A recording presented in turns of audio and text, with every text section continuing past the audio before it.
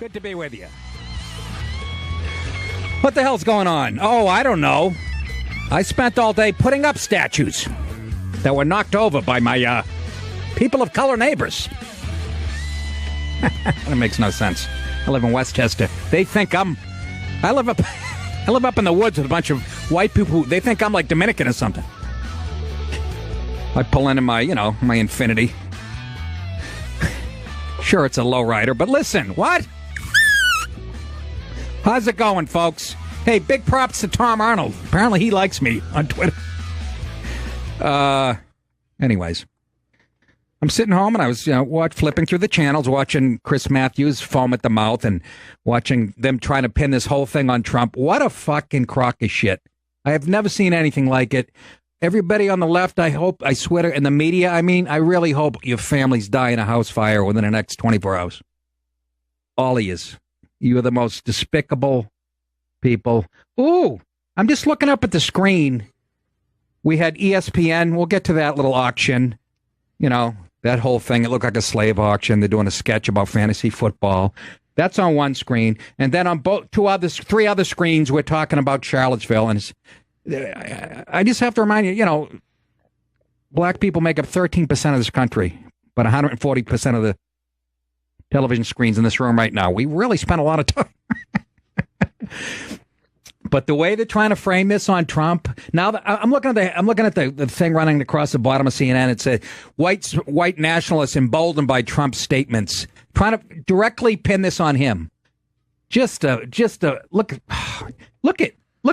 That's who they're showing though. They're showing with the tiki torches and shit. They're not showing the other cocksuckers with bike locks and fucking bats and helmets.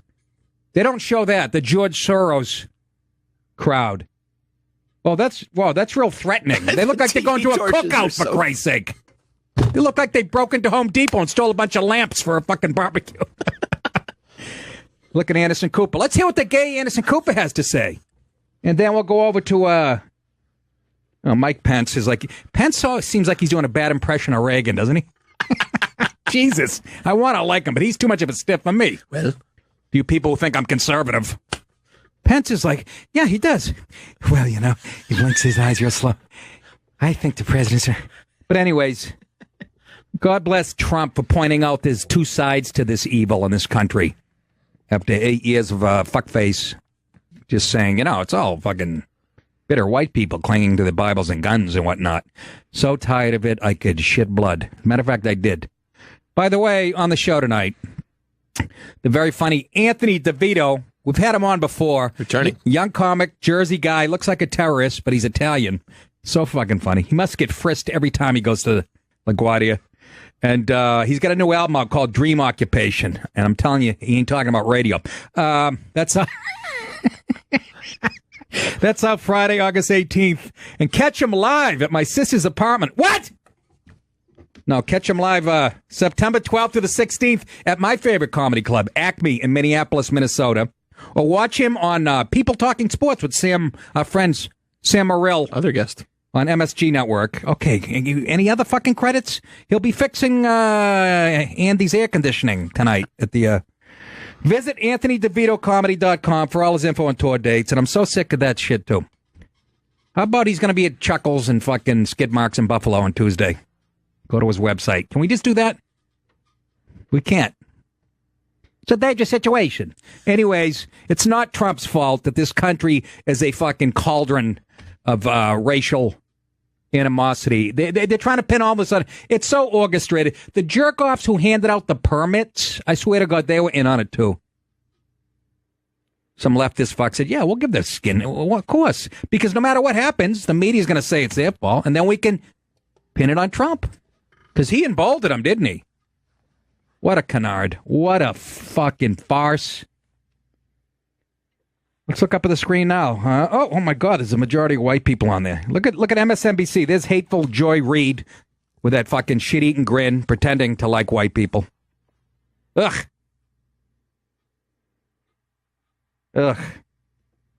Anyhow. I'm telling you, he had it right the first night, right after the incident.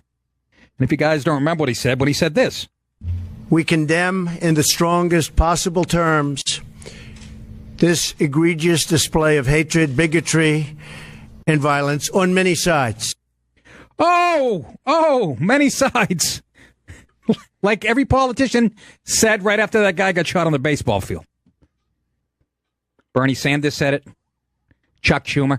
The rhetoric's getting too heated on both sides. But Trump's come out since yesterday and pushed back, which is why, folks, he's becoming my favorite. Put that in your pipe and smoke it. Becoming my favorite president of all time. Because finally, after 100 years of this horse shit, of hearing nothing but one side from the media, he's fucking actually had the balls to push back yesterday. First, he was talking about the... Here's my other problem. A lot of the reporters sound like junior high school girls yelling out shit, and they just sound so ignorant and trying to talk over the president. I'm not saying just the girls, the guys too, but I'm saying it's really noticeable. But what about the alt? They have such an agenda. What about the alt-right? And I love it. Trump called this reporter out. Well, you define. He said this, actually. But when you say the alt-right, define alt-right to me. You define it. Go ahead. Well, I'm saying, define it for me. Come on, let's go. Senator McCain defined them as the same group. Okay, what about the alt-left that came charging at... Excuse me. What about the alt-left that came charging at the, as you say, the alt-right? Do they have any semblance of guilt? How egregious, how ballsy to actually say, hey, isn't there maybe two sides to this coin? But that's controversial, Andy. That's outrageous. That's why I fucking love him. I don't care if he does anything else. I don't care about taxes, I don't care. He's exposed the CNNs of the world and the MSNBCs and the ABC and the legit ones, supposedly. The CBS, NBCs, the New York Times, for what they are. Lying people. I was going to say something really filthy, and I just backed off. Anybody watching Hard Knocks, by the way? Speaking of black people? I forgot. It's the best show on HBO, I swear to God. There's only two things I love they ever did. Well, they put me on the Young Comedian special back in 1856, right after they put up the Robert E. Lee statue, I think. And The Sopranos and Hard Knocks is so good. I don't know who does it. They put the music. It's tremendous. Anyways, back to what I was saying. But the media was just trying to pin Trump, just trying to pin it on him. What? I just looked up on the left on that screen image. I just made me laugh. With that girl? She looks biracial. She might be white. She looks severely retarded. She's talking to Cooper Anderson. Look at her. She's got glasses on. She stole from Mitch McConnell. It's a funny visual for me. Wait, it's funny visual? What, a girl with special needs? That's right, Nick. What the fuck's he doing? Anyhow. And then, so the media is just, it's so, you can hear their agenda by their questions. It's hilarious. It's not even, it's all about white hate. This country is the worst place on earth. And Trump, you're the one who's emboldened these people. Yeah, no, there was no tension before he got there. Everybody forgets about Ferguson. And they're calling Trump out because he won't say white, he didn't say white supremacist the first night or whatever, neo-Nazi. Meanwhile, we had a president for 8 years who wouldn't say fucking Islamist terrorists. Oh my God. It is, you don't have to be to see the fucking irony. That retarded girl up there could see the irony. The girl drooling on herself with a pigtail and thick glasses. Looks like she's going to weld a trailer hitch onto a truck. Boy, I'll tell you, she looks like she can weld. Woo! 866-969-1969. I'll say that real slow. 866-969-1969. 1969. Last year we had any harmony in this country, by the way. And did I mention Dan Natterman tomorrow? Dan Natterman, too. I'll get to my dates in a few minutes. It's not important. I just can't take it. I try to get away from it, folks. You can't. I tried to get away from the racial, and you can't. But then Trump said pointed out something else that no presidents have pointed out in 100 years, too, when it comes to racial shit. Fine. You're changing history, you're changing culture, and you had people, and I'm not talking about the neo-Nazis and the white nationalists, because they should be condemned totally. But you had many people in that group other than neo-Nazis and white nationalists, okay? And the press has treated them absolutely unfairly. Oh, my goodness. Hello. In the other group also, you had some fine people, but you also had troublemakers, and you see them come with the black outfits. Troublemakers. Troublemaker. These guys had angry haircuts, bad looks on their face, and definitely a bit of attitude. Troublemakers. Yeah, when you're bringing fucking bike locks, in tube socks, and baseball bats and have helmets on, troublemaker might be. Or Antifa, as I like to call it. And with the helmets and with the baseball bats, I guess it was the Mets. You had a lot of bad people in the other group too. You hear the media? Who are the people? Who are the other people you're talking about? No, why do you name who the supremacists are? And the fucking neo-Nazi. Who you talking about? We can't tell. They're wearing faggy masks. The Antifa people. They hide their faces. We can't tell, but eventually we'll get to it. Can you imagine? So if you don't agree, Andy, if you don't agree that it's all white supremacists, white nationalists, that all the tension and shit is being caused by, if you disagree with that, even in a pubic hair, you're considered, you're a fascist and a fucking Nazi. And the argument we can't even talk about, because the starting point, like I said yesterday, you're starting at a phony point in this country when you talk about race. It's been so bastardized over the last 50 years by the Chris Matthews of the world. Who's this thick-necked goon? Who's the guy on the left? Oh, my God. They're pulling people out of everywhere. This guy had a statue fall on his head at home. It has nothing to do with racial. Walter Schaub. Well, I tell you, I was in my living room and a wind boat knocked over a statue. And you people who are falling for it, you make me sick, because you see, who was the female comedian who tweeted a couple, any of us who voted for Trump, we're fucking assholes and to fuck off. That was, what's her name? Nikki? Oh, Nikki Glazer, yeah. If she had a cock, nobody would know who she is, number one. Number two, keep your stupid opinions to yourself in your mediocre comedy, could you, please?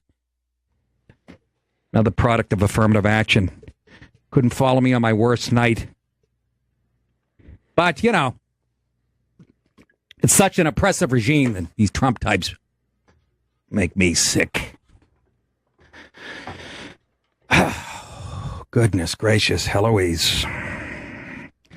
But I just loved how Trump pushed back. Sorry. That was the most refreshing thing that he came. And I think he got his balls up because he did it at like Trump Towers, by the way, which is causing all kinds of havoc when I try to get out of here at night.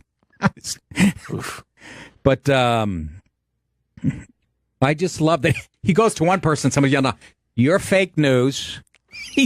And I love it. Keep saying it. Keep tweeting. Keep saying it. You couldn't say it enough because you have to make up for 50 years of lying by these motherless fucks. Keep saying it. Don't mean to curse out there. Sorry for fucking white hate. Do you see them trying to kick the statue in North Carolina? That was funny. Yeah. Guys are in flip-flops kicking steel. Their toes are busting off. Fucking morons. Look at, I'm white, and I'm showing that, look at, I'm not racist. Look at me, I'm stepping on the statue of a Confederate soldier. Look at, everybody. I like black people. Look. Thank you, Alex. Bloody toes for 50. Fucking sad. Eric in Florida, welcome to the show. Hello, Nick. I am a big fan.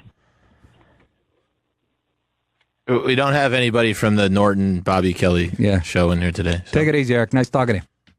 Yeah. Unfucking I didn't know what that meant. Let's go to Mark in San Diego. Let's get some sense in the room from San Diego. A beautiful city, by the way. Love it. Hey, what's up? I love San Diego. I got chlamydia there twice. Go ahead. Hi, it's your brown homeboy in San Diego. Hey, Nick, one thing, you like picking on the West Coast, but no, I don't. Spent time there. The middle of the country is, I mean, you should be afraid how liberal. I mean, from Tennessee, Ohio, and in front and behind bars in Kentucky, how they're so tipping towards buying the blue pill, man. And these boys, instead of crying about white privilege, you got to use the disadvantage to your favor. I played a couple seasons of hockey there in Cincinnati, and I showed up. They were like, "Oh, who's this 5.5 foot brown beaner with $300 skates on?" So I dummied up. I skated like I had never had ice under my feet. Ended up in a 35 and over, no check league, and I was the Sidney Crosby and Marty McSorley of that league, man. I was beating it up. I was scoring goals. I love it. Let's just have fun with this shit. That's right. That's right, Mark. It's fucking ridiculous, man. Let's stop this shit so we can get back to. You know why we can't, Mark? Though, because the media. The media is hell bent on just. It's been 40 years they've been working on this, and it's coming to fruition. They have millions of people believing this shit, that this is the most racist place on the planet, and white people are the problem. And we have so many dummies in this country now that have either snuck in or only been here for 15, 20 years. The Democrats, the mainstream media is just a propaganda arm of the Democrat Party, okay? They work in cahoots, and it's fucking working. It really is. It's horrible, Nick. They're trying to clean up history. But I'll tell you one more thing I've been meaning to tell you is The Sopranos. It's only 2 words put that thing over the top. Paulie Walnuts, man. Best character on freaking TV ever. Ever. Show. No, Nick, I'll keep listening. All right. Thanks, Mark. I love it. And this is why I'm loving the West Coast drive time. We get a Hispanic hockey player, San Diego, plays in a 35 and over league in Cincinnati, and he ends up leading the league in scoring. That's what's great about this guy. He has a good point. That's funny, but that's what's great about. Look, they keep showing the same clips. Do we have to have that on? Can we? No, you can turn it. Please cut it. It's making me seriously. CNN. Where is it? It's right in the city. Somebody show me where it is. I'll take an Uber over there and firebomb those fucks tonight. I'd like to catch Donna Brazile coming out of the men's room with a forearm shiver to her big fat forehead. I don't know why I say that. She actually seems like a decent lady. Where you going, Andy? I play to you, You're the audience. Oh, you got to shut it off manually? What is this? Ralph Cramden's house? How do you do it? With a remote, cheese dick. What? What? You had to get up to fucking... You had to get like a foot away from the TV? Yeah, because that one controls all 9. So if I hit it from over here, it changes everything. I see. Well, anyways, back to the show. Flex Nation. But honest to God, folks, you people that are swallowing this hook, line, and sinker, you are the most ignorant people on the planet. He's such a white supremacist and a white nationalist, and Trump is that, he has a Jewish son-in-law, and his daughter converted to Judaism. I mean, you see the evidence is everywhere, right? That he's just... Same with Steve Bannon. Really? Can you be an anti-Semite and be a fucking alt-right, whatever? I don't even know what alt-right means. Throw me in that category. I don't give a shit. But, and really work at Goldman Sachs and be a fucking, really? Can you? I guess you can if you put on a fake little mask like the Antifa guys do. That French Revolutionary chooch. Chucky in Boston. Always good to have Boston weigh in on the racial situation. Chuck. Well, I can't blame Donald Trump. You have to blame everybody from the time that the South lost the war by saying, hey, why did we let them fly the Confederate flag, and why didn't we let them put up statues of people that lost the war? Yeah. Right? Yes.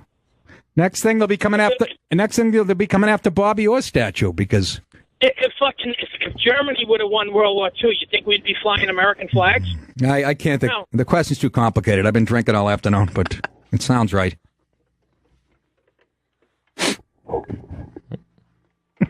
Did he jump off on his own? Chuck, I was going to continue the... but this will change history for you people who want to tumble these statues. All racism is going to go away.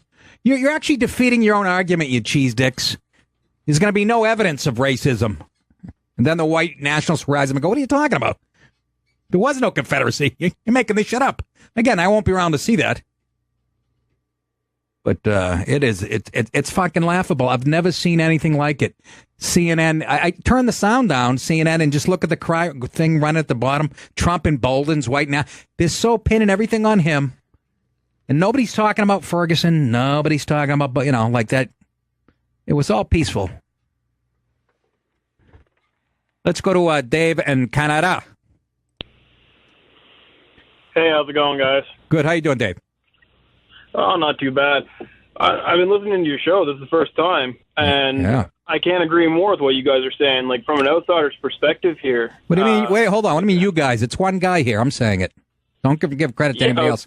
Go ahead. Okay, right on. No, like, I listened to this press release today with your president, and it's crazy. People are cutting him off, and they're just blatantly disrespecting the guy. Yes. Now, I didn't vote for Trump. I couldn't. I would have if I could. Good for you, Dave. But to have, to blame him for everything that's going on, I mean, that's just people being assholes, man. Like, he has nothing to do with it. He's not out there, protesting. He's not the one out there doing this stuff. It's, you know what, if the neo-Nazis want to do the thing, you know what, man, they have the right to free speech. That's great. But, for these other Antifa guys showing up and beating the piss out of them with fucking bike walks, that's ridiculous. And the media only reporting one side. Well, what happened to the news, man? No, what news? Dave, let me help you. Let me stop you there. That one side's been. It's not just now. It's since I was in high school. When it comes to racial stuff in the news in this country, it's been one-sided for 35, 40 years. And it's finally taken hold. It's taken root where you have enough dopes believing it. If you tell a lie enough, it becomes the truth. And that's what they did. 100%, man. That's what they did with the issue on race. That's what the media decided to do in this country. And like I said, it's such a racist, horrible place, this country. We have millions of brown people trying to sneak into it every day. Like Canada. Yeah, we got the same deal going on. But you know what, man? It just blows my mind. Like, I come out and I say the stuff, in my day-to-day, like, oh, man, I can't believe the media is only reporting the one side. And then I seem like, a racist asshole. Like, oh, why don't you go fucking, burn the American flag? And why don't you? Number one, why would I burn the American flag? I'm not even fucking American. and number two, like, I legitimately care about this stuff because these are people's lives, man. Like, but for you to go around saying that every white guy is a racist, come on. Yeah, no, and that's been going on forever here. So, and the media is perpetuating. Thank you for the call, Dave. It's much easier, by the way, to burn a Canadian flag. It has a dry leaf right on it. Anybody with me on that one? Okay. Oh, Canada. I love when Canada weighs in on the racial issues. They have two black guys up there, Dave and Kevin. They're on St. Catherine Street in Montreal, and but they got a liberal chooch. They got the white version.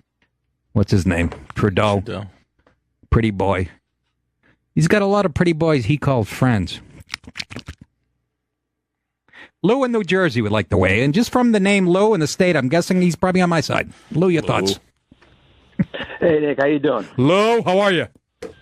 Doing okay. I think that it's obvious now that the alt-left isn't going to be stopping at Confederate statues. Right now, the police have Frank Rizzo's statue started. And it's going to come down eventually. It won't come down tonight, but they'll get it down. Yes. Frank Rizzo, but go ahead. Sorry. No, I know. I mean, how about like I have a Jesus statue and it's white. That's just enough for them to. But Frank Rizzo, by the way, is this no-nonsense. By the way, Google him. There's a clip of him. And, Lou, you're probably familiar with it. He gets into it with a couple of guys on a street, young guys. He challenges them to a fight. He's this big, tough Italian guy. And he's a proud Italian-American police commissioner, giving a black guy, the minute he became mayor of Philadelphia, he was a great mayor for the Italian-American community there.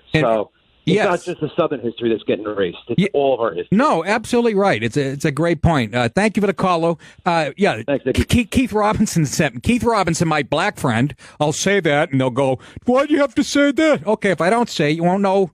It helps the story, okay? Keith Robinson, a person of color, good friend of mine. He sent me the clip. He's from Philly, Keith. And he sent me the clip of Frank Rizzo getting into it with a couple of reporters, and he challenges them to a fist fight. Do we have the audio? Yeah. Let's play that. Under any condition. Why is that, sir? Forget it. Scram. Get out of here. Sir, I understand Now, that look, these... Get away from me. Get away from me. We're allowed to be on the street, sir. I don't want to talk to you. Get away from me. How do you feel about the security guards being taken off of you? Get away from me or I'm going to throw you out in the middle of the street. Sir, one more question. I'm telling you, get away from me. You were the symbol of law and order in Philadelphia, sir, for many years. People looked up to you and respected you. Look, creep, get out of here. How could you justify your actions at our cameras last Monday in front of your house? Get out. You're a creep. We're a member of the media. We'd like to have an answer to our question. You're a creep. Why did you attack our cameras, sir? Get it all. Don't miss any of it. You're a creep. Get away from me. Would you answer the question? You know, you hide behind that press card. I'm not hiding behind anything, sir. I just wanted to get some answers. I'll tell you what to do. There's a gang of yous here.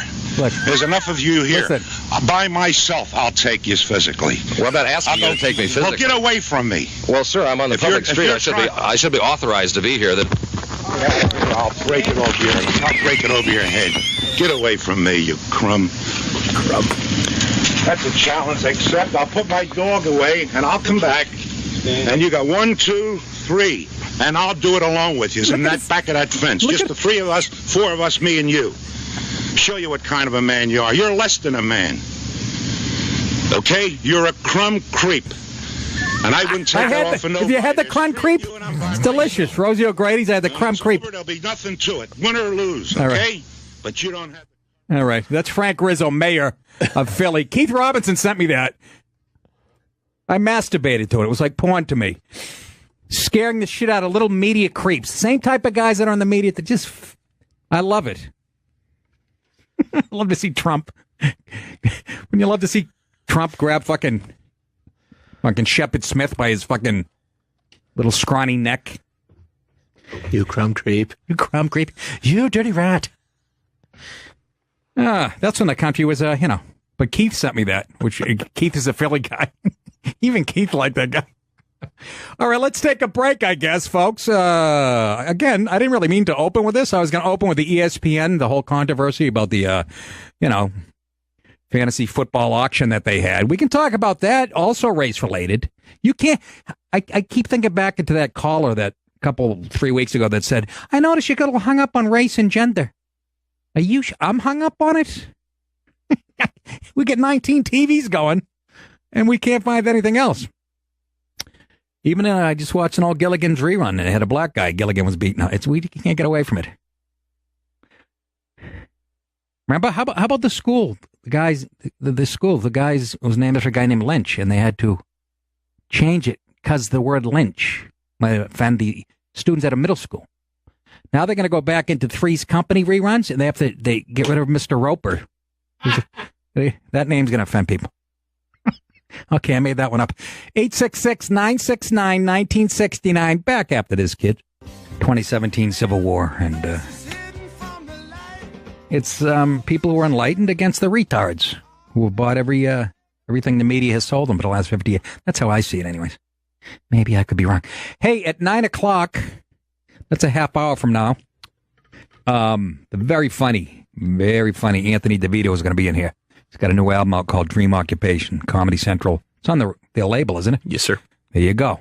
And August 25th and 26th, myself, along with my producer here, Andy Fiore, will be at the Stress Factory, New Brunswick, New Jersey, August 25 and 26. September 16th, I'll be at the Newtown Theater, Newtown, Pennsylvania. And then September 29th, my favorite gig of the year, and it really is, Ridgefield Playhouse, Ridgefield, Connecticut. Beautiful, just beautiful theater. People actually, dress up and pay real money to see me, and there's no chicken fingers, and nobody's ordering fucking scorpion bowls and Bill Cosby drinks, and it's very nice. Go to nickdip.com for ticket information and for my dates. Hit me up on Twitter, Instagram, Facebook, all that shit, at Nick Dipaolo. So tired of saying that. This is never going to go away. Is this permanent till I die? This and at that and these stupid web addresses. It still feels very bulky to me. Bulky. What are you looking at, DeVito? Our buddy Jake. Jake who? Vivera. He's my fill-in veteran. Yeah, I don't know. Oh, the guy that filled in. You said veteran. He's a veteran. Was he not? Your voice squeaked. I don't know, Sally. I know. That's the second time I know. What are you, growing tits over there? Well, yeah, but I don't think it is. Maybe Jake should come in. You don't get any Perry blood on that seat. All right. What? You can't say that on a talk show. Yeah, I can. Stop getting cunty. That was Paulie Walnuts right there for you. But, my goodness gracious. Let's go to Mike in Florida. He knows a lot of Trump supporters who non-Trump supporters actually, and they didn't give a shit about his remark. Go ahead, Mike. Yeah, well, hey Nick, number one, it's my wife. Okay, I'm almost was thinking about divorcing her because she's such a spoon-fed, Big Bang Theory. Oh Jesus, Seth Meyers, all that stuff. Oh goodness. So Fallon came on and did his deal, right? Yeah. And she looked at me and said, I got to leave the room. She couldn't take it. So then I said, well, do you even know what Trump said? Well, I heard. So I played her the YouTube clip of the impromptu at the tower, Yep. She looked right at me and she goes, that's all he said? Yeah. And I said, yeah, that's all he said. Yeah. And she just turned. I watched her turn like she was full. Like she was full of CNN bullshit. She was done. And then people at work, same thing. Yes. So I'm starting. You know what? I'm starting to. People are getting a little fed up with it. I don't know. I think the media's pushing it just way so far that they're just. Ugh. I know, but when does it ever? We've reached 20 points in the last 10 years where I thought, oh, you know what? The people are going to smarten up. They have to see through this whole thing, this whole media and how how biased it is. And it keeps getting worse and worse because we have people so uneducated. There's a whole generation out there who were intentionally kept stupid as far as American history. You think they learned anything about George Washington? I remember my nieces and nephews 20 years ago reading, every book was about slavery and shit. I actually hid a couple under the couch at my sister's house. And, yeah, your wife, I think you should get rid of her. Well, I want to, but now she's starting to turn around. It's probably a trap. I know that for a fact because she can't understand. She can't understand the certain Trump supporters who are just for the guy bucking the system. She thinks everything that he says I like. Right. But I saw a turn in a few people. Good. It really was impressive that I didn't feel as guilty. Well, I guess. No, that's great. I hope it'll be harder to see that type of evidence up here in New York City, but yeah. So that's good news, Mike. Appreciate the call. All right, love the show, Nick. Thanks, brother. Yeah. I mean, how dumb do you have to be? You can't see through this. I really don't. But it's such a danger. I remember thinking years ago, too, going, they're playing a dangerous game here, Every time they rerun Roots every year, I'd be going, what are we gaining from this? Oh, so we never forget. Yes, like that's ever going to happen. Ever. There's a segment of the population who insists, and again, assisted by white libs, mostly them actually, that they're going to go through life with a chip on your shoulder because of something that happened, years and years ago. And I've said it before, they don't want reconciliation, they want retribution. But it's getting nuts. Bruce in Canada. I love Canada. They're all over there. Hey, Bruce. Nick. What's happening? Same old. What's going down there? Exactly what Charles Manson wanted? Bruce, your phone, we can't hear nothing. We just heard mumbling. What he said on the screens, he said the media is doing what Charlie Manson wanted to do as far as getting this race war going and throwing gas on it. You remember Charlie Manson, don't you, folks? If I could, I'd grab this microphone and I'd beat your brains out with it because that's what she deserves. That's what she deserves.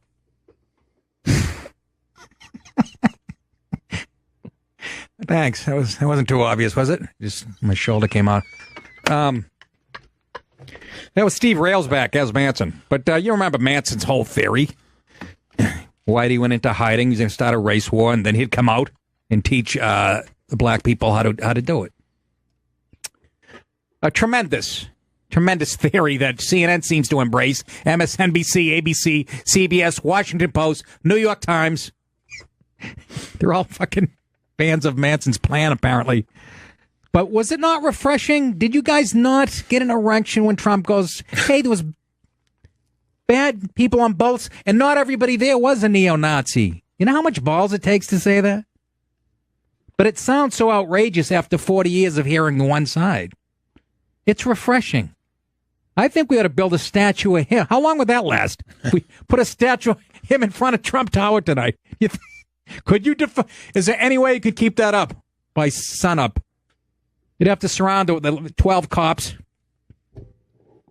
You'd have Janine Garofalo on Judd Apatow's shoulders with bike locks and... goodness. Billy in Kentucky. Bill, welcome to the show. How's it going, Nick? Bill, it's the same shit every day. I'm trying to get away from it. I'd like to do a show that doesn't involve this, but as long as I have a president who's finally speaking up and saying, hey, get off Whitey's back, and it's not all, it's refreshing to see somebody point there's evil on two sides, and it takes two to tango, and that's all he's saying with his tiny little mouth. Your thoughts? I agree with you 100%. But with everybody wanting to take down these statues because of racist and slaveholders and all that, yeah. I wonder if the liberal media or the liberals are going to change the name of Yale University, because Elihu Yale was a slave trader. Not only was a slave owner, but he was a slave trader. Yeah. And as like Trump said, are we going to take down Washington, George Washington? Are we going to change the name of Washington, D.C., Washington State? Are we going to change the name of military bases, Fort Benning, Fort Hood, Lincoln, Nebraska? I mean, where does it end? Well, if they're going to do that, if the Democrat Party, they're going to do that and they want to end racism, they're going to have to go after all the fucking statues. They're going to have to go after President Andrew Johnson. Remember? Exactly. Lincoln's running mate. He was a scum. President Woodrow Wilson. And, exactly. I mean, there's reminders all over this country. FDR, who loved to put Japanese people in internment. That was nice. How about Senator Robert Byrd, who was the head of the KKK, who the Democrat, became fucking one of the top voices, one of Hillary's heroes, for Christ's sake. The thick-ankle dogface loved him. And Lyndon Baines Johnson, who used the N-word more than fucking Cat Williams does. Exactly. That's what I'm saying. Take those statues down. Start with FDR in a stupid wheelchair. Dump him out of it. All right. Thank you, Billy. Have a good one, Nick. Take care. That'd be a fun one to take down. Just cut one of his tires. Have him doing donuts in the parking lot at fucking cripple. Racist. Anything worse than being a racist? Yeah, cripple one. Can't even stand up for white America. Oh, my goodness gracious, Eloise. Mike in New York. Hey, Nick, what's going on, man? Mike, what's up? Nothing. I was watching that press conference yesterday, and the whole time I was thinking, this is awesome, but he's going to get shit for it. And then of course. Then I put on the show The Specialist, and even your girl, Kat Timpf, wasn't happy about it, which was surprising to me. But Ebony Williams was kind of going crazy. But I see Trump as kind of like, and I had to Google this, but he's like a martyr. It's almost like he's doing this for the greater good, even though he's going to go down for it. That's how I feel about it. Yeah, well, I hope when I hope when you say martyr, I hope not literally. I mean, obviously not, but No, I know. I know what you mean, but these he doesn't have to do this, but he's like, I got to, because I was watching that press conference and I'm thinking, he just said, fuck it, I'm going after them, because he wanted to talk about infrastructure, right? And then he's just like, fuck it, you want to go? I'll go right now. And I was like, this is awesome, but I knew that 5 minutes later I had those New York Times updates. Trump said this, Trump said that. I was like, okay, here we go. Yeah. I mean, can't people sit back and look at the New York Times, watch 5 minutes of MSNBC, of CNN, and not see a common theme running through it? You dumb motherless fucks. Seriously. Yeah. My brother, who pardon my French. Go ahead. Yeah, my brother who hates Trump, and he sent me a text today. He said he didn't see the press conference yet, and he said, do you still think Trump's a good guy, or you think he's a piece of shit? And I'm like, God. Watch the press conference, right? Yeah. And then he came back to me, and I thought we were going to get into a big argument, and he's like, I kind of see what you're saying. So I'm like, oh my God, this is crazy. Am I reading this right? But how about this, Mike? Your brother asked you that, or is he a piece of shit, before he even watched the press conference? Yeah, exactly. And he is kind of, he's my brother. We kind of have these conversations, but I was like, He hates him. He says all the things. 24 million healthcare loss. It's all the same shit. So I knew he was kind of seeing certain things. I'm like, watch the whole thing, and then he kind of agreed with me. But yeah. And then another thing, that Lynch story was crazy. That was ridiculous. Yeah. But I had a friend who lived in a black urban area, white guy. They made him change his name too. His name was Joe Swimming Pool, so it was a whole big deal. Goodness gracious. All right, Mikey. Take it easy. I had to get it out. It was on my mind since last week. Joe swimming pool. What the fuck? Yeah, all right, thanks. Take it easy. What does that even mean? Oh. What a Joe swim. I mean, rope, I can see. There's a, what do you call it? Connotation. It's a connotation. Mr. Roper. That name's offensive. Down nuts. People are asking, are we going to tear down this, that? You know, instead of tearing it down, just put blackface on them. How about that? Kind of a compromise. Right? Like, what's his name? Lee Grant? What was it? I mix up the two. Lee. General Lee. You know, Jefferson. Thomas Jefferson, for Christ's sake, might be the most important mind as far as this country's ever seen. And he had slaves, so, again, let's, wipe it all out. Anyhow, I've had enough of that. Let's get on to something a little lighter. How about ESPN having a slave auction, folks? Who would have guessed that wouldn't have backfired? ESPN apologizes for fantasy football segment compared to slave auction. This is what happens when a sports network tries to do sketch comedy. I mean, SNL can't even get it right, for Christ's sake. They've been doing it for 60 years. But let's throw Stephen A. Smith in a sketch in a writing room. ESPN apologized on Tuesday for a fantasy football segment of an auction draft where black players were sold to mostly white male bidders. And again, let me break down. Words are very important, folks. See the word mostly white? That means they weren't all white. So right there, you should, relax. Auction drafts are a common part of fantasy football. And again, fantasy football is for guys who don't like pussy and can't play football.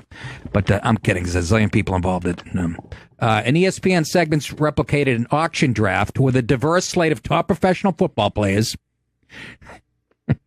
And ESPN has to come out. And ESPN is as liberal. It's Disney. It doesn't get any more liberal. It's the reason they lost trillions of dollars the last couple of years. It was getting too liberal. So now they're under attack. We love when libs eat libs. This is how crazy it's getting out there and how sensitive the race issue has become. It's like, the mainstream media's been with a cheese grater on the tip of your dick for 40 years. It gets a little sensitive. Not the analogy you'd hear from Charlie Rose, I understand. But everybody's so hypersensitive when it comes to race. And so they do this, they come on, they say, without the context, we understand the optics could be portrayed as offensive, and we apologize. And you think? Optics. Of course, New York journalist Sean King, he does not like Whitey. He's a black fella. His head has popped up many times right after Ferguson. He tweeted a video of the auction with a message, and this quotes, "Apologize now for doing a sketch where you auctioned a black man off to the highest bidder." And again, white players were also auctioned off. Tom Brady and Gronk. So right there, once again, why do you ignore that? But I understand. I almost think that Disney or ESPN, whoever did this, I know you disagree. You don't think they're that savvy, but everybody's been talking about this now, this fantasy. There's no way you can't know you're going to get some blowback. Well, here's some of the audio of the auction, but it's a sketch about, and they're literally holding up a cardboard cutout of Odell Beckham Jr.'s head on a stick. Right there, I'm going, oh, that looks kind of fun. Is that a shrunken head? They're going to get shit for this. That's horrible. But here's the audio of it. Inside the auction box, we got Odell Beckham Jr. Do I have $15? And then we're going to 15, 16, 17, we're going to $18, now 19, going to be 20, 21, we're going to 2, 3, $24, bid 5, 6, 7, 27, 28, we're going to bid 9, 9, going to be $30, bid 1, 31, we're going to buy $31, 1, we're going to buy $30, bid 1, 2, 2, 3, 34, 34, y'all are all done. Sold 34 to Shiny Top. You need to shut the fuck up. So it does look kind of bad. But again, it wasn't just black players. So right there, but the social justice warriors go shithouse. They start their shitstorm. And then Odell Beckham Jr., this is where he loses me. Okay? ESPN has done more for you and guys like you. And you should be grateful. He has to weigh in, this is, I have no words to say how racist and Give me a fucking break. They auctioned off Tom Brady. Sure, he got $250 bid, and Odell Beckham's was $34, but that's about right. I try to defend Odell Beckham Jr. because, did I say that right? Yeah. I say it so many times. I tried to defend him, but he's everything that's wrong with today's athlete. Just a me, and just doesn't like Whitey. He could have stayed out of this and said, look, I know, it doesn't look good, but I don't think they meant any harm. But no, he's got to jump on the bandwagon. And so I hope, when he goes over the middle of his helmet-to-helmet contact, I know there's some in the shower with that guy. That's what I heard. But I don't give a shit what you think. Nobody asked you to weigh in, Andy. That's the Giants fan over there, fucking staring at me. You don't think he's a fucking punk and a selfish and everything that's wrong with today's athlete? Just a me, fucking purple-haired wearing chooch? If you were not on my team, I would not like him at all. With tremendous... Oh, please. And that's not the point. That is not the point. You asked me if I would not like him if he was on the Patriots. What? Please, the way he catches the football. You see, he dismisses it. This is what's... I'm not missing it. I know the point you're trying to make. Are you really? Or are you just fucking numb to it? I guess you're numb to it. It's about team. You don't see that shit on the Patriots. That's why they have 5 fucking rings. But Odell, $34. That was a little low. This guy can catch a football. But why does he have to jump in and play the victim? Because that's what we do in this nation. That's what we do. But it's fun to see ESPN take it right in the pooper, with all their liberal horse shit, and it bites them in the ass again. Huh? Mm-hmm. Yeah. But the head on the stick was really kind of... Even Kenny Mayne tweeted, hey, we know the optics aren't good, but come on. I love when Disney... And by the way, Disney, they are at the center of political correctness. They export it all over the world. And it cost them at ESPN. That's why they're cutting all their big-name TV people. The fast-paced pitch ends with a sale of New York Giants wide receiver who was black for $34 to a white man the auctioneer calls Shiny Top. Isn't Shiny Top a type of beer, an IPA? I don't know. Something like that. There's some type of top. Others on social media noted that people sitting on social media pretending they... boy, was it the world much better we didn't have the internet. I really enjoyed it much better. Seriously. If some kid was abused by 5 punks in a room, it wasn't on Facebook Live and I didn't hear about it, it was a better world. Maybe not for the kid, but I slept like a baby. I thought you were giving me the okay. Well, yeah. Andy gave me the 3-minute thing. I thought he was going, okay. Boy. Anyways, but again, white players were up for bid too. That's all you need to know, unless you have an agenda. That's all you need to do is go, Tom Brady was auctioned. Oh, so it wasn't a racial thing. That's where it ends, folks. But you don't want to. You're hell-bent on, I don't know. I don't get the agenda. I don't get it. I don't get... Anybody, are you in fantasy? No. Yeah, I do one league. But you like girls. And I'm kind of sick of it. I would think so. I mean, Jesus, I waste my Sunday. I've wasted I don't know how many weekends just as a casual fan of the NFL for the last 52 years. I can't imagine actually having something on the line and having to check how your fullback for Tampa Bay did. That sounds like a horrible addiction. It can be fun. Yeah, we play guess. for a couple grand. We all throw in money in the pot, so it's got the gambling aspect. Which and then it's same thing. You pay attention to a Cleveland versus Cincinnati game. You normally wouldn't. Well, see, I'd rather put a couple $100 on it and not have my fucking dorky friends going, backup quarterback. You didn't draft him last year? Shut up and hand me the chips, you big girl. I almost didn't play this year, but then I got suckered in like I always do. Well, let's be honest. You don't have a life, and good for you. So who do you got, player-wise? We do the draft late August. We did Nick and Artie show. We had to go to the, what was it, the fantasy draft or whatever? We had to pick. They had a competition where the radio teams picked a fantasy team or whatever. We had to make picks, an actual draft. They did it on Sirius Radio. Yeah. So they come to us, we had like the 3rd pick. I go, we take a fullback out of Wake Forest, Brian Piccolo. fucking room goes quiet. There's two guys belly laughing in the back. His 40 time kind of slowed up, but we like his stick-to-itiveness. And of course, then I went into my, I can't breathe. I can't not picture Sonny. I did, Brian Piccolo. Yeah, and then the second I said, we go to Daryl Stingley out of... And then like, for Christ's sake, is this the type of humor you're going to bring to... I said, yes. Yes, it is. It's called dark humor. Hey, when we come back, have I got the 30 yet? When we come back, very funny dude, Anthony DeVito. We've had him in here before, but he's got a new album out called Dream Occupation. It's going to be out everywhere Friday, August 18th, which is this Friday. Catch him live at Acme, September 12th to the 16th, Minneapolis. What a club that is. And Sam Morrell, our buddy, has a sports show on MSG Network. And he's going to be in here in a few minutes. 866-969-1969. Back after this, kids. That's Anthony DeVito. He's in studio right now. Got it. His new album, Dream Occupation, is out Friday on Comedy Central. Right? Yeah, they wouldn't put me on that label. They mulled it over for like a year. It was like fucking the UN deciding what to do with Palestine. Yeah, we got a little edgy for us. Shut up. Anyways, catch him live September 12th through the 16th. Acme in Minneapolis, my favorite club. And also watch him on People Talking Sports with Sam Morrell, airing on MSG Network.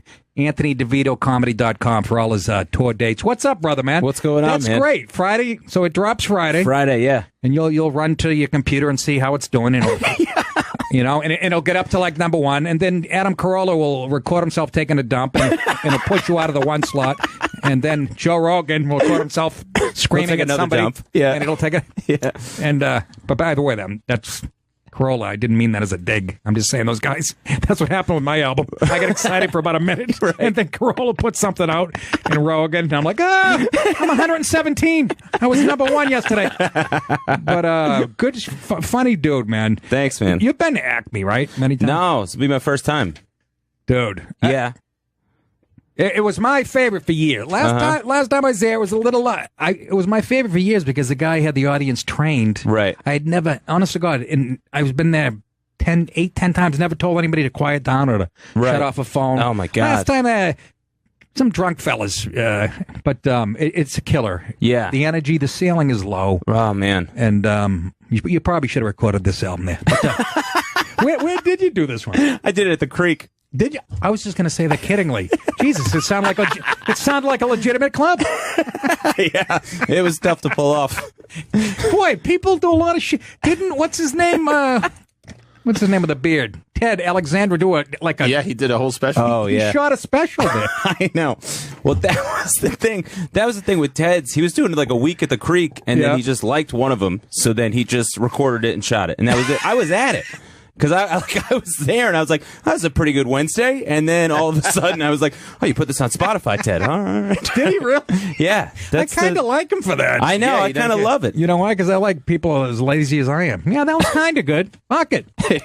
Let's pitch that. Yeah, so I recorded one at... I mean, with a cam. I did the whole thing, at Acme. Huh? Yeah, and we actually had a handheld, and we tried to make it look like Gorilla, on purpose. Right. That I was told to do it in intimate. It'll look awesome, and of course, Netflix is like, we didn't like that handheld thing. It was shaky. It looked like the Blair Witch Project. We hated it. It's exactly pretty much. They didn't like the sign that said Acme behind me, which now that I look back on it, I like to choke the director. It was like these pastel faggy colors, and it made it look cheesy. But I was going to have some CGI guy, do it out. But that was like $31,000 to do that. Yeah, right. Yeah, we're going to do that. Yeah. I said, how about some duct tape? You can't just fucking whatever. But so let's talk about, I want to talk about, because you're working on the sports show at Sam Morrell. Yeah. I want to get your take. I don't know what your politics are. You're from Jersey. You're probably a little more liberal than me, and tri-state area. But I want to get your whole thing on this. On this asshole, FDR, look at him in the wheelchair. That statue's got to come down. That's an easy one. You just push it down a hill. Right into the fucking River Kwai. Oh, man. But, easy day for Richard Spencer. Good guy. ESPN apologized for the whole They did a sketch, first of all. Why, all right, so what is this? Why are they doing sketch comedy? I know. I can't with them anymore with this. Can't. Like, when are they just like, just be a sports network? Yeah. It's like everything they do, even like the way they're trying to brand all the sports centers with like Sports Center 6 p.m., like 7 p.m. It's just like, just give us the news for Christ's sakes. I actually wrote something for, it was the Huffington Post, now that I think about it. I don't know why. I knew somebody over there, but I wrote something. Yeah, but they liked it about, you know how it started with Terrell Owens saying, I'm an entertainer. Right. You're not an entertainer. You're a fucking pro athlete. Right. Because what you do, we find entertaining doesn't make you an entertainer. Right, Some people like to watch adults fuck kids. They find that entertaining. You know, they're not going to be up for a Grammy or a fucking Oscar. I've never heard that defense in a courtroom, like a pedophile who's like, look, Your Honor, I'm an entertainer, for Christ's sakes, all right? But it's almost as ignorant. Yeah. Just because what I find you find it entertaining, what you do for a living, doesn't make you an entertainer. Right. But they crossed the line because you see now with the ESPYs, it's like the Oscars. Sure. But I saw the gradual, they had the red carpet out even before the ESPYs. Right. And they really think it's one world, which maybe it is money-wise and stuff. Right. But I'm sorry, Terrell Owens is not Wayne Newton. Right. Thank Christ. You know what I mean? Yeah. So, I don't know. I agree, man. I mean, like, them doing that does get them to think that they are. The way that the ESPYs are treated, the way that they're like, even like endorsements and the way that they act in commercials and all those things that they're just like, I'm just like, and it's like, no, you're not. You're a wide receiver. You don't really have a funny bone in your body. Really. No. When we break it down. Yeah. That's absolutely right. You know who's I'll tell you who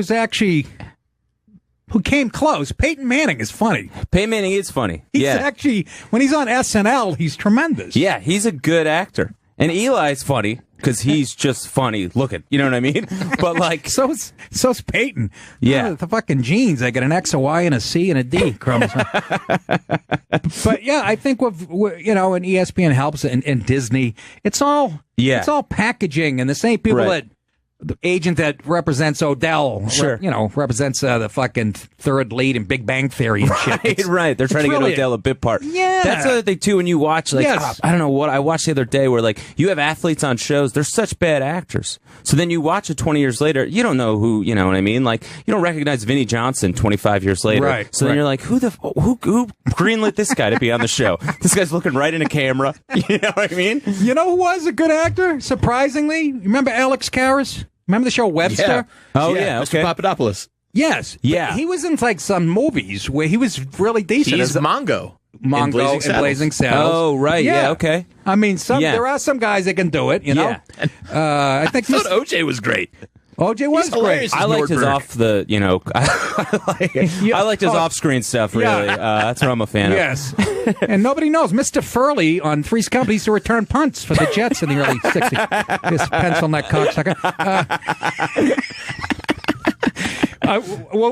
Let's go to the phones because you have fans here, but I want to get to I just wanted to get your take on this auction thing. And once again, fucking, what isn't racist in this country? Sure. I know the show is, but listen. Oh, my goodness. Let's go to Bill in Los Angeles. He wants to ask you about your upcoming album. Sure. Say hi to Anthony. Hey there, Anthony. How you doing? Good, Bill. How are you? Doing good. I seen you had an upcoming album releasing this Friday. Yep. Hey, if I pick up that album, do you think you'd be able to sign it at the Village Underground Friday and Saturday at 11:35 p.m.? Yeah, of course, man. Oh, cool. Thank you. You got it. Well, that was creepy. That's very specific. This guy sounds like he might show up with a knife. Take your fucking lungs up. This is a problem when you've never had a fan before. So absolutely, come on down. Crazy. Let me hand you the gun. Are you going to be eating breakfast again tomorrow at your apartment in 11C on 4th Avenue and fucking Avenue B? By Bill, I'll be having flapjacks that day as I normally do. Do you mind if I bring some sugar over to you? That was fucking creepy, man. 866-969-1969. Yeah, so they tried to do some sketch comedy, and this is what happens. So what was the sketch? They were making fun of fantasy football, and they had a bunch of... Well, no, there is a type of draft. It's an auction. You do pay for and that's what they were doing. But well, I'll let you fill it in. Well, some people of color didn't like it, and that's that. Now here's Ted with the weather. Fucking What's not? No, but they, the optics were bad. And again, I almost think they did it on purpose because that's all everybody's been talking about all day. Right. But they had like Odell Beckham.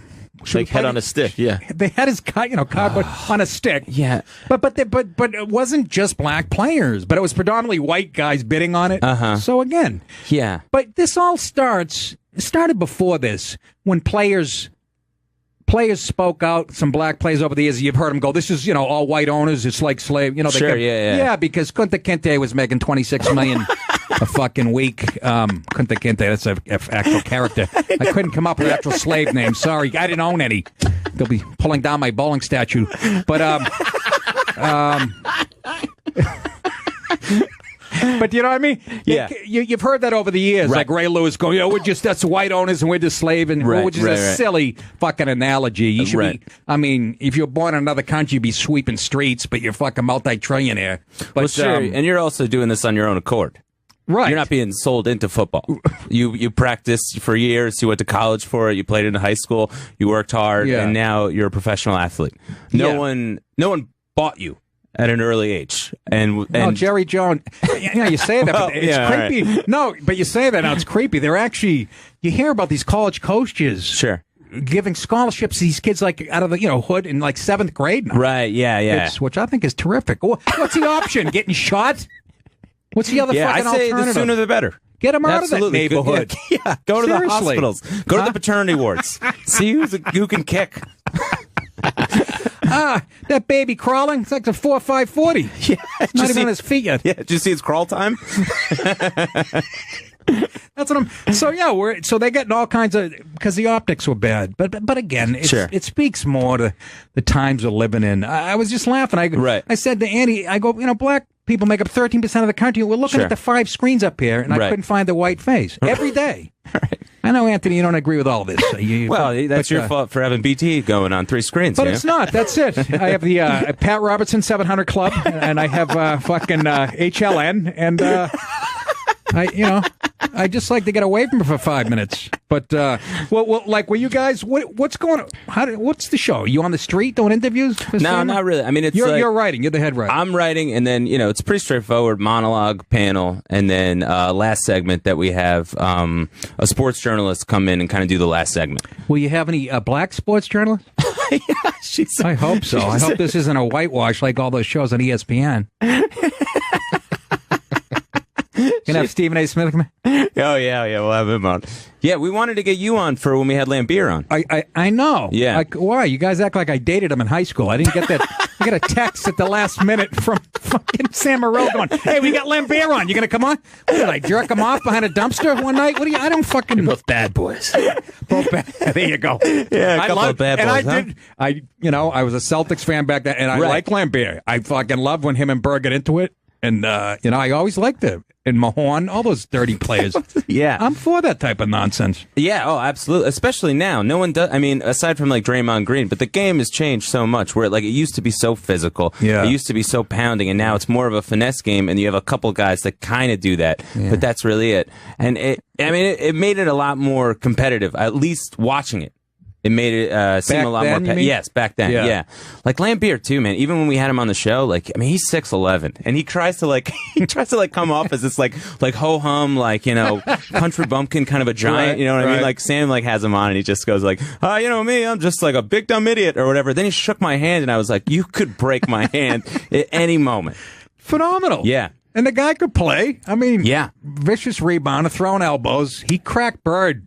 Intention, and Bird just started pounding on him. Oh yeah. Oh boy, with those. That's dude. I loved it, and Lambier also too. He's one of the original stretch 5 as a player. That guy could hit threes. He was a pounding rebounder, but it was tough to defend him just because you had to guard him past the 3-point line. Which back then it was you didn't have a lot of centers that were even able to do that. Yeah. So yeah. Well, that's the thing. Now it's more of an. I'm not a big NBA guy, but it's more of an isolated one-on-one. Yeah. Right. As opposed to. I used to love ball movement and then get that open guy and drain it. Yeah. They can't shoot like they used to. I know that from what. That's the biggest. Just the Warriors. I mean, the Warriors play a game that you would like. I know. It's great ball movement. It's great shooting. But then every other team, it's all isolation. Yeah. So, yeah. You might want to take a note from the Warriors, who have done pretty well. What the fuck? People shooting. I like the NBA back when they used to, set shot from their chest. Yeah, Can you those imagine? George Mikan days. Fucking Cousy. Cousy looks like my uncle dribbling at a cookout. How the fuck's he a Hall of Famer? But that's coming from a Boston guy. 866-969-1969. Call in and talk to Anthony, because I'm losing my voice. So Morello's one of my favorites. And he's not afraid to mix it up racially. No. Huh? Sam, absolutely not. He grew up right in the city, right? Yeah, he grew up, I think, like West Village. So did you have Lambert on already? We had Lambert on Monday.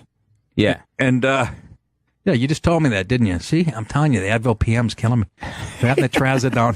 I might as well be doing heroin. I mean, what's in your system? It's like Tiger Woods. I mean, like, unbelievable. What did he have? Like Weed? 6 different things. He had so much inside him. He had everything but white blood. What? No, there was some of that too. Oh, for Christ's sake, can you say that on? But I know he had all kinds of shit in his. I gotta try weed. I don't think you should. We talked about this last time. I know. That you were going to try these edibles or whatever. And I found Trazodone and it was working. Anybody get a solution for this? Because my horrors are back, my sleep horrors.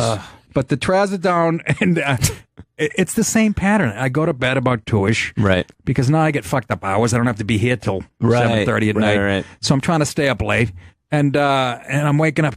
Last night it was 2 hours. The window's shortening. Tonight it'll be an hour. Oh God! So what I do is I take an Advil, a couple of Advil PM, and that just makes me retarded. Like I made a cup of coffee, I couldn't find it. I put it down somewhere.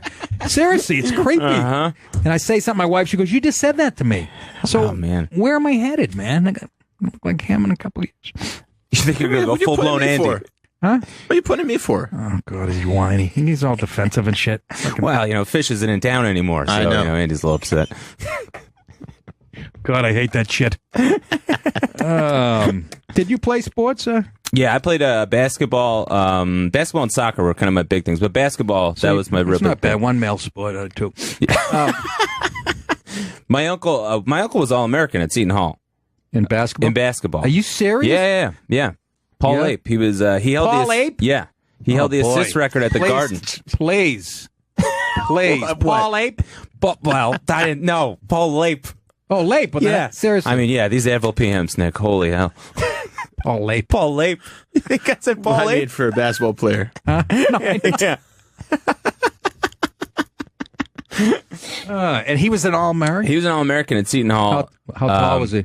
He's a short guy. I mean, he's like 6'1", Just something like mad that. skills, could jump Yeah, his ass just great ball handler, great passer. He's a point guard. Taught me how to play like another guy too. I mean, I grew up in North Jersey. You know what I mean? Like, there you go. Yeah. So he taught me how All to the play. games are fixed. Yeah. Big East. Yeah, the refs wearing a full suit. Hey, Paul Ape's got a cold tonight. He won't be coming in. So you played in high school? You played basketball? I played in high school. Did you really? Yeah. Horrible hoop. Oh, my God. Horrible. You were bad? I didn't play. I played football, baseball, and ran track. And a year so at two JV male sports. hockey. All right. Which one's not male? Oh, the track? I guess. I don't know. He's trying, That one's actually that's the fucking ballsiest one. My first track meet was on a Saturday morning. I was out the night before. I drank, I'm not 17 beers, 16 or 17. Stayed up all night. Yeah. Not taking it serious because, I play football in the fall and this is fucking stupid sport. Yeah. We had a track meet in Beverly or whatever. I go through I ran 300 meters, that's a sprint, by the way. It's like running 3 football fields. Go through the finish line. I go right into the fucking locker room, fucking blew my lunch. Fucking breakfast, whatever it was I had the night before. Not even close to making it to through the fucking. And I get beat by 2/10 of a second. That was the first race of the year by a kid named Peter Dooley, I want to say, from Beverly. Those 2 times held up as the fastest 2 times the whole year. Oh, well, all right. Yeah. I remember. Andy was there. Andy was there. Andy was there with his life partner, Kevin. They were sitting in the front. And, I don't know, fucking. So, soccer, yeah? Yeah, soccer. Were you better at soccer or basketball? I was better at basketball. I cared more about basketball. I played soccer as a way to get in shape Stay in for basketball. shape. Yeah, because that was kind of like my uncle's doing. So then soccer I didn't care about. So I just kind of played it. And then basketball was kind of the big one for me. Yeah. Yeah, I just loved it. I don't know why. I used to play badminton to get in shape for football, so So you know about training. An all-protein diet. And I'm interviewing him like he's a fucking athlete. What else should I know about you? Yeah. Huh? Come on, Andy. You have any questions? What else would you like to know about Anthony? I don't know. Raised by all women. You dated. What? Yeah. Yeah. What are you talking about? Like 4 women. Like, yeah. I was like raised Heather all has 2 mommies? No. Like, well, Anthony. No, man. Like, mom, Italian household, everybody lives in the house together. Mom, grandma, aunt, great-grandmother, and then grandfather lived, he was on the couch. Also didn't know he was my grandfather until I was 10 years old. This right. So my grandma and grandfather, my grandfather cheats on my grandmother at a certain point, right? So if the house is in his name. At what? Chess? Yeah, Oh, he cheated at all right, chess. She took all it right. hard. You get it. Fucking bocce ball. Yeah. Okay. So he cheats on her. House is in his name. He's like, I'm not going to move out. They're not going to get a divorce. She's not going to. They're not animal. Yeah, they're not. She'll kill him. She won't divorce. Yeah. So this is true. This is all fascinating. True. Yeah, man. Yeah. So then. So grandfather lives. He's in the couch. He just lives in the living room. He's on the couch. He's just on the couch. That's it. And what the fuck? Yeah. So my mom doesn't want me to know, like, oh, that's what marriage could become. So she just tells me that my whole family jokes around. Can I ask where your dad is? My dad's dead. He died when I was a baby. Car accident. Oh, yeah. Sorry to hear that. No it's shit. All right. Yeah. So they joke that they call him the tenant. They call him that just because like nobody talks to him. Whatever. Your grandfather's the tenant. My grandfather's the tenant on the couch, but nobody tells me that he's my grandfather. So they're just making these what jokes. What do you think he is? I just think he's a tenant. Statue of Robert Lee. Yeah. You think he's a tenant? I think he's a tenant. You think he's paying rent? Why would I know any different? You know what I mean? No, because him. It's whatever. So then one day, my friend comes over the house, and I'm like, he's like looking around. It's already like weird enough. It's like my grandmother's there, great grandmother's there, and then he's like, yeah, who's the guy in the living room who's just kind of lies around or whatever? I was like, well, that's our renter. And he goes, yeah, a renter? Like nobody has a renter. So then that night, I asked my mom. I was like, hey, my friend John's telling me like, there's no such thing as a renter. She's like, you think that's the tenant? That's her grandfather. So I was like, well, that explains. What the fuck? Yeah. Yeah. This makes Nicholson's fucking upbringing looks like the Brady Bunch. Oh, dude. And here's the other thing too. She, hated him. All the food. Who hated? My grandmother hated. Never, like let it off, whatever. So all the food in the fridge was marked not for John. Like he couldn't eat a thing in the. I swear to God. Yeah.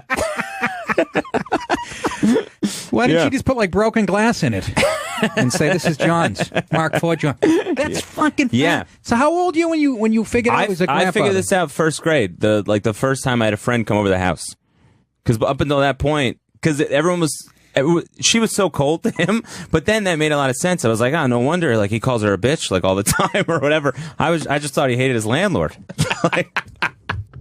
Yeah. That is. Jesus, we should have had that. That's unbelievable. Yeah, man. So is Grammy still alive? Grammy's still alive. How old is she? She's 90. Oh, this gets even better. Still pissed about the fucking cheating. Well, okay, yeah. She's hanging on just for that. That's fueling her. You just wait. So then, Grandma's 90. Should we do it after the break? Yeah, let's do that. Because I've run out of shit 20 minutes ago. All right, let's take a break. We'll come back with the grandma. Grandma's dating. 866-969-1969. 866-969-1969. Back with more with Anthony right after this. Wow. How is this not a sitcom waiting to happen? I mean, I'm lazy, man. I'm trying to write it. Dude, but seriously, in this pro-women, every TV's very feminized, and they would love... Yeah, I'm trying to do it. Yeah, you really should. Now, when you like the basketball games, your aunts would come out to watch you, and that was like would my the mom. Tenant come out or no? No, the tenant wouldn't come out. No, he was stuck in the living room. Yeah, that was just like my mom, my grandma would come out, and then I mean, my uncle.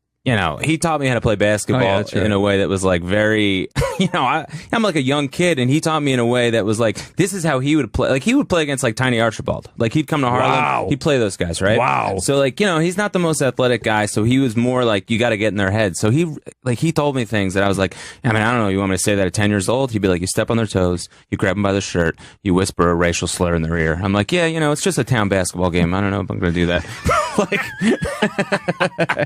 Sounds like a Trump rally. What are you talking about?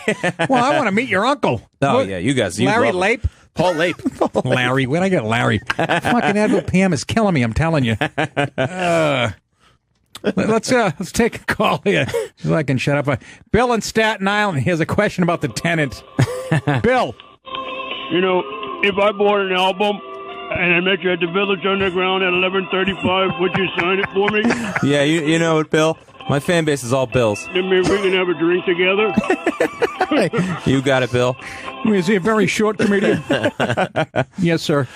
Bill. Very short. Greg in Pennsylvania. What's going on, Greg? Say hi to Anthony. Anthony, this has been a blast. And I just cool, man. called Thanks. The show. Nick, I haven't missed a show yet. Thank you. Come on, serious. Thank I don't you. mean to be such a kiss ass, but I just love how it goes from such hot political topics to this. I mean, this is just a blast. I love it. Yeah, it's Anthony, I'm a fast fan, really. Thanks, man. He's really Anthony is. That's how we have to do it here. We hit the heavy stuff, but you got to give him a little sugar after the after vinegar. You know what I'm saying, Greg? Nick, yeah. This all reminds me of the riots down south of your Sopranos episode. I can see you stepping in here with Sil. I just love that. I think about that all the time. I couldn't watch the news without thinking of you in that cop outfit. Oh, I'm just howling. I shouldn't be, but I am. Sorry. I was terrific in that. Fucking You were. It was 18. awesome. I actually directed myself. Van Patten. I did. Van Patten. I go up to Van Patten. They had already shot the scene before us. Nobody's paying attention to me. I'm standing over in my cop outfit. It's 11 degrees in February in Newark in Columbus Park or whatever. Okay, yeah. Nobody's paying attention to me, and I know my scene's coming up. Right. So I finally walk up to Van Patten. I go, do you want me to like fight through the crowd and kind of time it when I run into Sil? Right. He goes, yeah, that's pretty good. And we do it. Hey, look at me. Yeah. Now I'm directing. And meanwhile, I get a residual check last week for 1 cent from The Sopranos. I'm not shitting you. Wow. I directed and I acted, for Christ's sake. It should be 2 cents. It should be 2 cents. All right, Greg. Oh, thanks. All right, brother.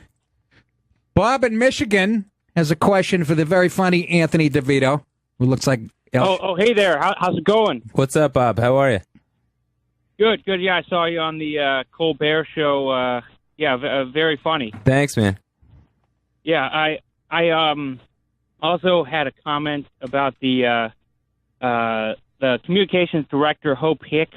Did you guys catch that she just got instated? Yeah, I did. She's kind of good-looking broad, right? Yeah. I was going to say that. Woman. The Republicans have really good taste in pussy, you know? Yes, they do. Yeah. And so does the Democrats. Rachel Maddow's nothing to sneeze at. Yeah, it's going to be... It gives me mixed feelings because now when I'm home with my wife, I'm going to have to, during the press briefing, start whacking off, There's nothing wrong with that. I did that to the O'Reilly Factor. Yeah, you're not doing that already? Oh, yeah, Gretchen Carlson? Shannon Bream. CNN has some pretty good ones. They do, but they're so fucking retarded with their politics. Yeah. They actually might as well be 600-pound heifers. I can't even. Yeah, but you don't need to talk to them while you're doing it, though. Oh, I do. I like to chat it up. I go, what's your favorite color? What's your favorite song? And why do you smell like fucking sour milk? All right, Bobby. All right. Anything else? Bob, stay on. I got nothing to talk about with Anthony. We already went through his fucking... it was like Ancestry.com, for Christ's sake. I think I ran through my list of things to say. Okay. Well, call back tomorrow. I'll need help then, too. Thanks a lot, bud. All right. What about your grandma? Oh, all right. No, she played pro ball with the Colts. She played pro ball with the Colts. She's a tight end for years. So goes to the nursing home, a couple of years ago. She has complications of gallbladder surgery. And now grandma hated, Grandpa John, lived on the couch, the tenant, the whole thing. Never dated anybody or dated a couple people, was always just mean to guys, goodness. Cruel. Italian grandmother. Just Italian. She dated this crossing guard named Gene for a little while. This guy. This is a movie waiting to happen. This guy couldn't have been more obsessed with her. I mean, she would play me his voicemails. She thought it was funny. He would call up he had this raspy voice. He would call up and be like, "Vicky, I miss you. Vicky, I love you." And she would just play it in the kitchen and laugh. She thought she was getting back at every man for what had been done to her, right? So now my grandma also, she's super conservative Italian woman. Was she from Italy? No, she's not from Italy. Oh, okay. She's she wouldn't even call herself Italian. Like that's how all she would be like, I'm an American, I'm not Italian. Yeah. She would call Italians greenhorns. I never heard anything like The it. fuck Like, is that? I don't even know. She was more racist to Italians than anybody else. That's right? funny. Yeah. What an interesting woman. Yeah, I'd like to meet her. Yeah, she would love you. All right. So she goes to the nursing home a year ago, right? So now she swore off men her whole life. Meets a guy in the nursing home. She's 90. This guy is 62. Oh. He's black. She's robbing the cradle. She's right. Yeah. Or whatever. Yeah. Fucking a car. Yeah. What do they sleep in? Fucking a car. No. What's that you said? Go ahead. Did you say he's blind? He's blind. He's black. He's got one leg. He's 62 years old. And they couldn't be more in love. I never seen her ever like this. It's like a poor man's version of Sammy Davis. Fucking yeah. I can take the sunshine, dip it in a ray, an Italian woman can. He sounds just like Gene. So a blind black guy with one leg. Are you fucking serious? Yeah. It's crazy. I know. Wow, your fucking grandfather really did a number. Well, did he bang her sister or something? No, it was a Puerto Rican woman from the Bronx. We have this whole other family. This is the other thing too, and this is a great thing. I never really tell most people about this, but like he's a guy like on his deathbed denied the whole thing. Like the tenant did. Yeah, the tenant did. He's on his deathbed, and my mom, my aunts, they're still his daughters. They softened up to him. They try to hear his side of the story, whatever. Yeah. So they're at the hospital. There's this Puerto Rican woman outside his bed who's just like Johnny, and he's like, I don't know who the hell that woman is. Like that's crazy. I don't know who she is. She's nuts. Like she's there. Whole other family. God. Yeah, it's crazy, man. This is gold. Yeah, I know. This is how I met your grandmother or something. Right. Yeah. CBS, dude, seriously, you're sitting on a gold mine here. Yeah, I know. I got to write the thing. That's what I'm trying to do. Or no, whatever. you're right. It actually sounds like too much work. It's so fucked up and convoluted. Right. Exactly. It's like, how do you make it so it just seems like, this is ridiculous. You know, exactly. Where it's like plays like it's real. Give it to Modi and Greg Rogel. Let them work on it. Those are my go-to names. I like both those guys. I just always go to the but holy Christ. Yeah. So, not Italian or Sicilian? Half Italian, half Sicilian. Oh, I was going to say, this Sicilian in there. Just from your grandmother's behavior. Right. But the Puerto Rican woman's still alive? I think she's still alive. That family, I think they're still in the Bronx. So then, I was talking to my mom, this is like a year ago, we're talking about this, and I'm just like, yeah, you know what that means? Like, we have, cousins, like Puerto Rican cousins in the Bronx. And she's like, I never really thought of it that way. I'm like, and that never, hit you? That we have this, whole other family? You didn't want to seek them out or anything like that? She probably went on Ancestry.com and like everybody else. Apparently everybody uses that as retarded. I thought I was Swedish and... Turns out I'm Cuban and black. Every commercial. Guy's dressing in lederhosen. Turns out I'm a fucking Nazi in Spanish. That's what? So funny. He puts a mojito down. He picks up a pretzel. They earn it. That is. Jack Nicholson was raised by his grandmother, who was told was his mom, right, or something like that. Yeah, something like that. Yeah, But not me. I just had a mom and a dad, and they're still alive. One's 41, and the other. What? That makes no fucking sense. What else did I want to talk about? I don't know. Talk about anything. Girlfriend? Yeah, girlfriend. Girlfriend's good. As you can see, I don't have these segments timed on you. It's a 2-hour show. It takes. I get it. Here's what's tricky. Totally get it takes like 3/4 of a second to get the phones to light up. Right. You know what I mean? Right. And it's weird. If we had 3 hours, you would be evenly whatever. I can't. Anyways, did you want to talk? You wanted to talk fantasy football or anything like that? You said that earlier. Yeah, no, fantasy football. I don't know how people. Like I said, I'm just. I waste enough time just watching it. I can't imagine having. It's too much. Yeah, I've become obsessed with that. I'm in a pool. Artie Lang used to bust my balls because he used to. Artie was like a degenerate gambler for a while. He'd put like 10, 20 grand on a game and shit. And I used to come in and go, yeah, my niece. My niece Jenna won the pool this week. $400. Oh, did she? Fucking Artie would get all over me. He just lost a house on Florida A&M. Yeah, it's like that was one of his best jokes. He goes, you get a gambling problem when you walk around the sports book at the Tropicana at 3 a.m. going, anybody get a Vanderbilt field hockey score? he would change it every time. That's great. But yeah, I used to bet when I got out of college. I used to, you know, I had a bookie and stuff, and my friend Al Barbo actually, he's the one who sort of introduced me to it. His old man knew a few people, and did I tell the story on the air? It was Notre Dame versus Colorado for the national championship. You were probably 4. Okay. 1991 or something. Yeah, I was a big Notre Dame fan growing up. Did you? Yeah. My buddy Al had money on the game. His dad was like a heavy, you know. Right. We all had different. I had half my net worth on the game. Right. That's when all the bowl games are on one day. Yeah. And we had money on all of them. Right. And I'm literally down half my net worth. So I'm trying to double up on Notre Dame at the end of the, you know. And what's his name? Rocket Ismail returns. Yeah. 88. Yeah. 88, yes. Returns a punt. And we're going crazy, all three of us, because we're fucking high-fiving and shit. The old man. Yeah, I know. And I see the reflection, not even the TV. I see the reflection of the TV in the window. They have a close-up on a yellow flag on the field. They bring it back. Yep. Yeah. His old man had like 12 grand on it. Al himself, again, had I think he had like 7,500, and I had half my net worth. It was like 3,500. And I remember Al flipping the coffee table over, the glass coffee table. His old man, little Italian guy. He goes in the bedroom, comes back out. He's got the fucking velour sweatsuit. Not Adidas, but one of those brand, you know, Fila. Yeah, Fila. I think it was Fila. And I remember Al goes, Dad, where you going? He goes, I'm going to eat pussy. What are you two going to fucking cry about it? He fucking just he had a little dent in his nose. He had something taken off, some cancerous to him. He was the funniest. Just, I'm going to eat pussy. What are you guys going to cry about it?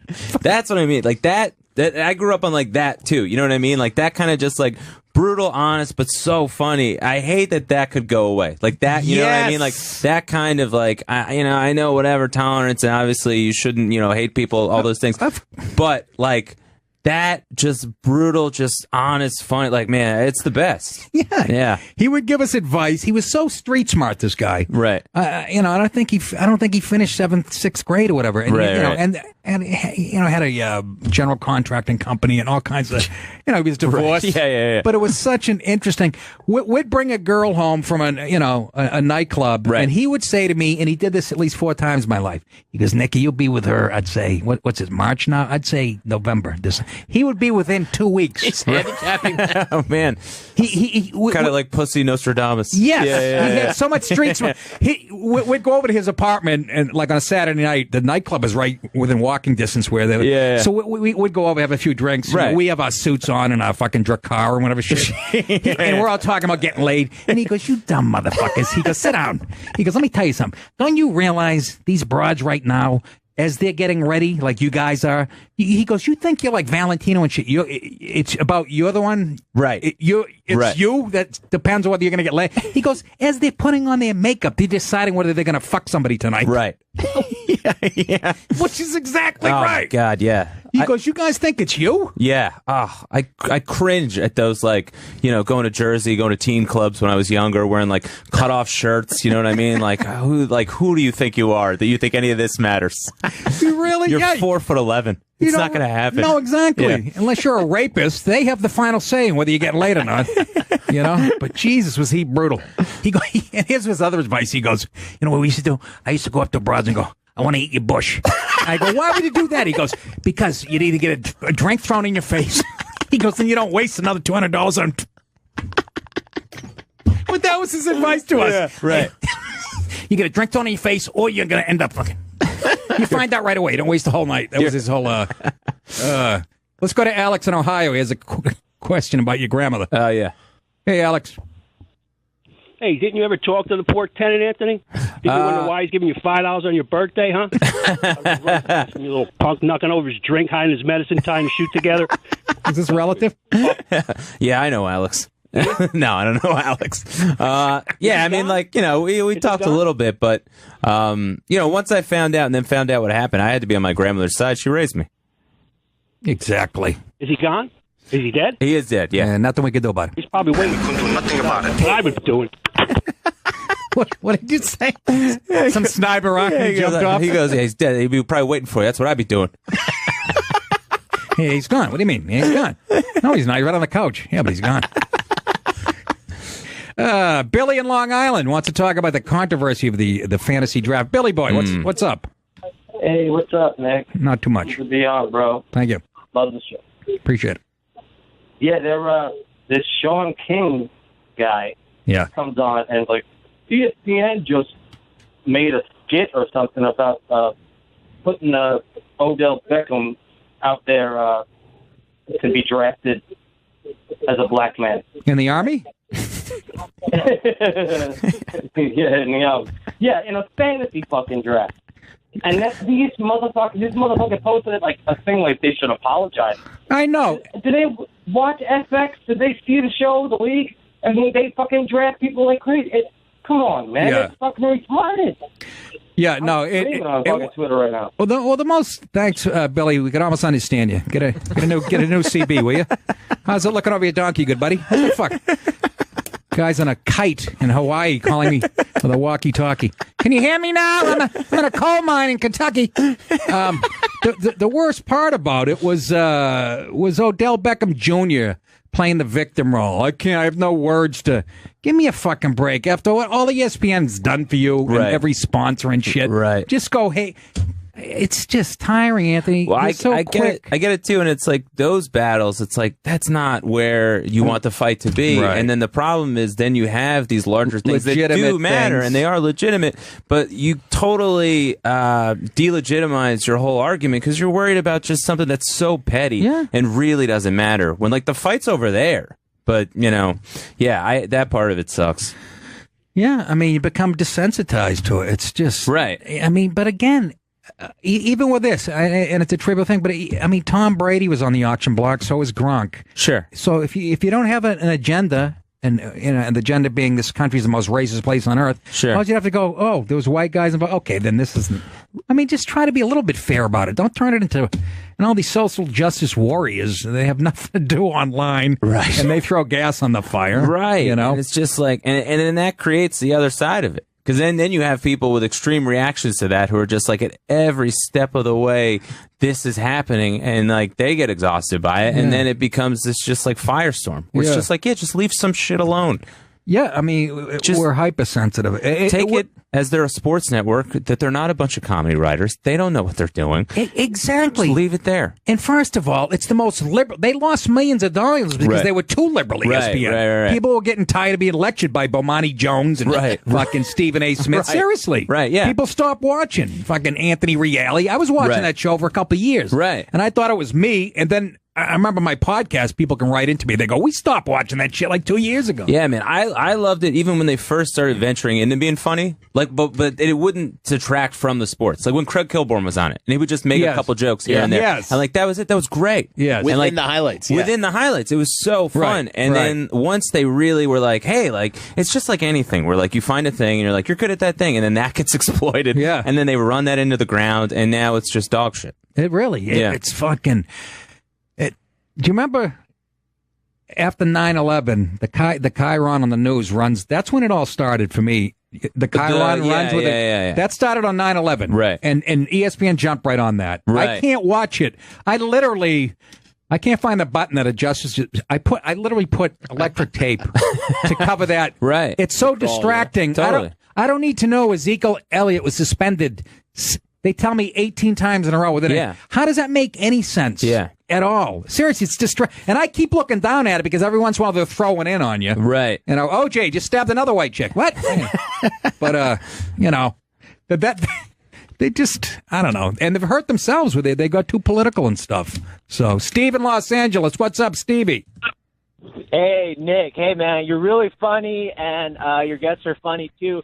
Only thing is, man, you need some girls, man. You need some hot, like, porn stars or fucking some charming hot chicks on there, dude. It's becoming a cockfest and like. Yeah, that sounds like a typical comment from L.A. You fucking no attention span. You got to get tits involved because you have for time. If I could get pussy in here, I would, but I'm married. My wife won't allow that, Stevie. I mean, fuck, man, it's getting a little homo-ish. I gotta say, I'm trying to listen, but it's like, hey, man, where's the bitches? Really? Sounds like you haven't been late in a long time, Steve. If you're calling a radio show and complaining there's no pussy, you must be one ugly motherfucker. Yeah, I'm an idiot. Anyways, keep listening. I'll work on it. We had Judy Golden here. Come on, she's a piece of ass. Hey, no, get some porn stars. They're funny. Oh, please. That's more. Leave that for Norton and shit. That's his expertise. If I get... Yeah, no, his expertise is trannies, but no, like... That's true. Well, I'll work on it. There's some right outside the building here that I could lure him in with a 6-inch, Subway tuna. Hell yeah. Random hot chick hour or fucking segment. There you go. There's L.A. for you. There's that fucking L.A. shell. I need tits. I can't focus on talk. It's not enough. But you know what? I'll take it into consideration, Stevie. Thanks, man. You got it, brother. Right. I will not. Get out of here. Why do you... You know, I fucking hate the way you make me fucking ride you. Now get the fuck out of here. Bye-bye, dickhead. I love it. We're on drive time. Yeah. They moved us to later, and that's how they justify it. We need a stronger presence in drive time in the West Coast. Oh, is that right? I'll give you a stronger presence. I'll put a fucking forearm shiver to the tip of your nose, you dink. Dude, I'm serious. Go see Anthony, and again, he's going to be at Acme. What do I do all these things here? He's going to be at Acme September 12th through 16th in Minneapolis, which is you are going to fall in love with this club, man. Yeah, they're going to fucking love you. And catch him on Sam Morrell's People Talking Sports on MSG Network. And visit AnthonyDeVitoComedy.com/The Tenant. No, AnthonyDeVitoComedy.com for all his info and tour dates. And his album is Dream Occupation, out this Friday. And that's on the Comedy Central label. They don't put hacks on that, okay? And or guys like me. There's two things they don't put on. But very funny, Anthony. Thanks for coming in. Yeah, and you're welcome here all the time, dude. No, I love it, man. And seriously, do something with that family. I know. I'm going right? Tomorrow we got Dan Natterman and come see me at the Stress Factory August 25th and 26th. Andy Fiore will be with me. Come see me at the Newtown Theater September 16th. Ridgefield Playhouse September 29th. Go to nickdip.com. Thank you to all the callers. We'll talk to you tomorrow. Take care of yourselves.